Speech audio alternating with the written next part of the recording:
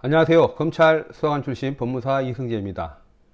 오늘은 아동학대 고소장 작성 방법 도대체 뭐라고 써야 할까요? 라는 주제로 여러분과 간략하게 시간을 갖도록 하겠습니다. 주변에 부부 맞벌이 등 여러 사정으로 인해서 자녀를 어린이집 등에 등원시켜 돌보게 하는 가정이 많습니다. 그런데 아이가 평소와 달리 등원을 싫어하는 등 이상 징후가 발견되면 부모의 심정은 타들어갈 것입니다. 만약 아동에 대한 아동 학대 등이 원인으로 아이가 등원을 싫어한다는 사실을 알게 되었다면 부모님의 입장에서 어떻게 조치해야 할지 몰라서 난감하기 이를 데가 없을 것입니다. 법무사 또한 자녀들을 모두 어린이집을 통해 양육한 경험이 있는 터라 그 심정을 이해하고 있습니다. 자, 아동학대 행위 어떻게 대처해야 할까요? 자, 법률의 규정은 이렇습니다. 아동학대의 범죄 처벌 등에 관한 특례법 위반, 아동복지법 위반에서 아동학대 범죄를 규정하고 있습니다. 그렇다면 아동학대 행위란 무엇일까요? 일반적으로 두 가지 유형으로 볼 수 있습니다.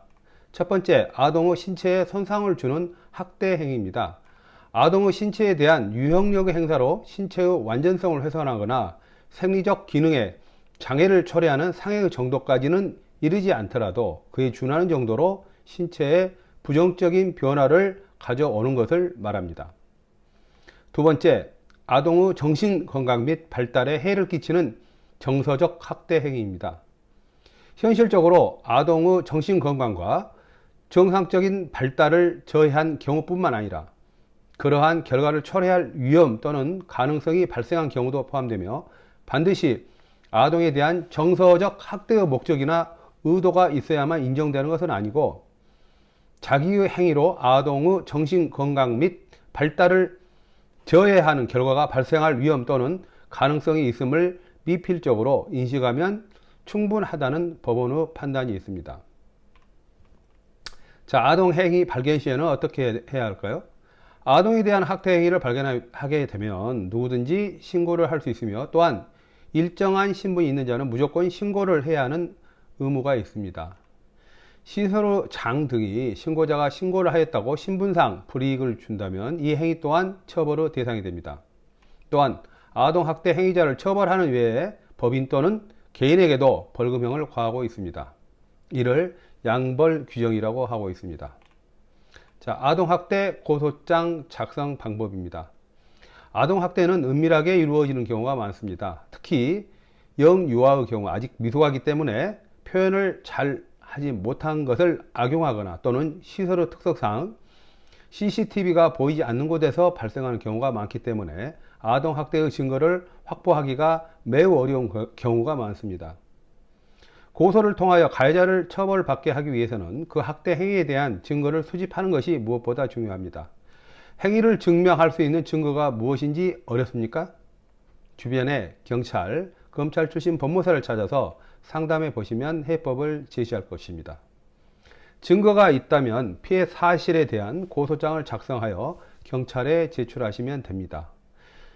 유아 아동은 미성년자 신분이므로 부모가 법정 대리인으로서 고소권자가 됩니다. 그렇다면 고소장 작성은 어떻게 해야 할까요? 피해 사실에 대해서 순서에 입각해서 육하 원칙에 의거 작성하시기 바랍니다.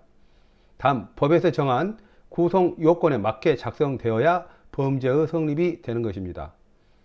구성 요건이란 각 범죄가 성립되는 요건을 말합니다. 구성 요건에 맞지 않는 고소장은 결국 경찰이 각하 처리를 하여 수사를 진행하지 않습니다. 각하라는 것은 쉽게 말하자면 쳐다볼 필요도 없다라는 의미입니다. 아동학대 행위를 차단하기 위해 고소장을 작성할 때에는 반드시 범죄의 구성 요건에 맞게 육하 원칙에 맞추어서 일목요연하게 작성하시기 바랍니다. 그렇지 않으면 모두 혐의 없음, 각하 등의 결정을 받게 되므로 주의를 요합니다. 고소장을 제출하였다면 그 이후의 절차는 어떻게 될까요? 자, 경찰 수사관이 배정이 되고 경찰로부터 출석 요구하는 연락을 받게 됩니다.